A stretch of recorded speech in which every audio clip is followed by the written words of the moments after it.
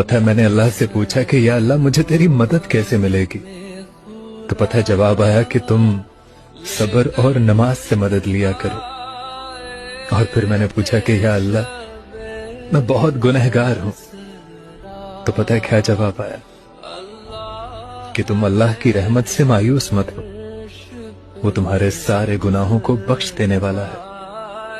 और फिर मैंने पूछा कि या अल्लाह मैं बहुत अकेला हूं। तो पता है अल्लाह ने क्या इरशाद फरमाया कि बेशक हम तुम्हारी शहरक से भी ज्यादा करीब हैं। और फिर मैंने पूछा कि या अल्लाह मेरे दिल में सुकून नहीं है। तो जवाब आया कि बेशक अल्लाह ने दिलों का सुकून उसके जिक्र में रखा है।